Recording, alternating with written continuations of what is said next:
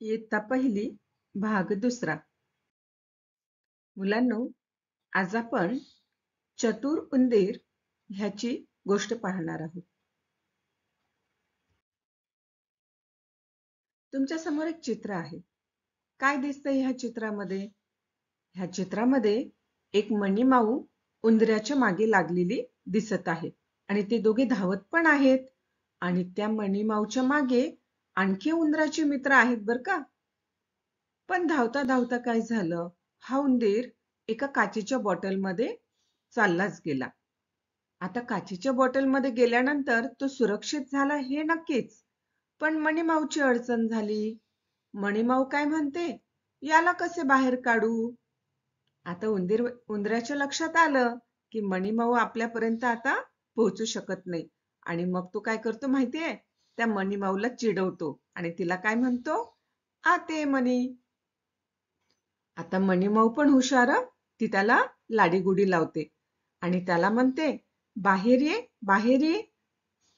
आता त्याच्यानंतरच्या एका चित्रामध्ये तुम्हाला एक प्रश्नचिन्ह दिसत आहे आणि त्याखाली पुन्हा एक चित्र दिसतंय. त्या चित्रामध्ये काय दिसतं माहितीये तुम्हाला, की सगळे उंदीर पळताना दिसत आहे आणि आपला जो काचेच्या बॉटल मधला उंदीर आहे तो सुद्धा त्या बॉटल मधून बाहेर येऊन धावताना दिसत आहे. आता इथं काय झालं असेल बरं? इथे असं झालं मुलांनो, की ती मणीमाऊ काचेच्या बॉटलमध्ये गेलेल्या उंदराला खूप लाडीगुडी लावते आणि त्याला बाहेर येण्यासाठी विनंती करते. पण उंदीर आपला कसा आहे? चतुर आहे. उंदीर काचेच्या बॉटलमधून बाहेर काही येत नाही. मग मणीमाऊ काय करते? कंटाळते आणि तिथे असलेल्या एका पिप्याच्या मागे लपते. ती काय विचार करते माहितीये? की आता उंदीर बाहेर निघेल आणि मग मी त्याला लगेच पकडेल. पण आपला उंदीर पण कमी नाही हं. आपला उंदीर चतुर उंदीर आहे. तो काय करतो?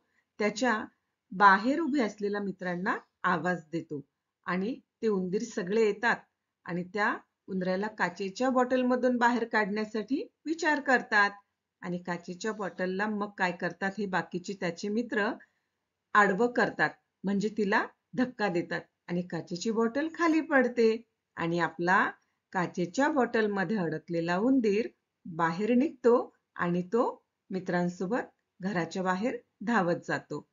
बघा, हे आपलं चित्राचं वर्णन आपण केलं आहे आणि इथं काय झालं असेल हे सुद्धा आपण समजून घेतलं आहे. आता ह्या चित्राला कार्टून मध्ये पाहायचं ना, बघा बरं.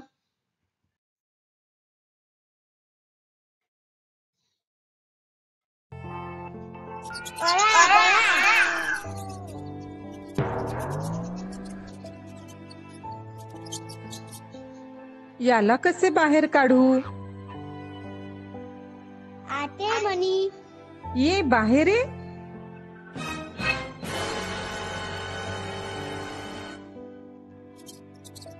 अरे नका येऊ.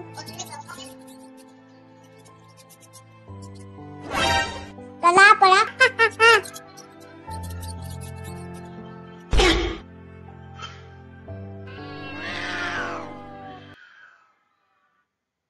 बघा, तुम्हाला लक्षात आलं ना, की उंदराच्या मित्रांनी कशी ती काचेची बॉटल आडवी केली आणि कसा आपला उंदीर काचेच्या बॉटलमधून बाहेर निघाला.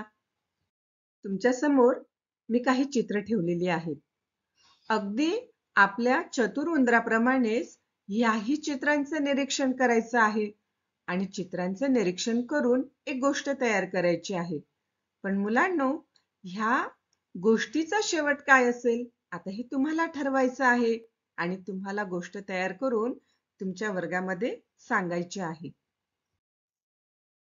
तुम्हाला आणखी काही चित्र इथे दिसणार आहेत आणि ह्या चित्रांवरून तुम्हाला स्वतः एक गोष्ट तयार करायची आहे. पण ही गोष्ट तयार करत असताना तुम्ही तुमच्या शाळेतल्या शिक्षकांची, बाईंची, वर्गमित्रांची मदत घेऊ शकता आणि तुम्ही घरी गेल्यानंतर सुद्धा तुमच्या घरातल्या मोठ्या व्यक्तींची मदत घेऊ शकता.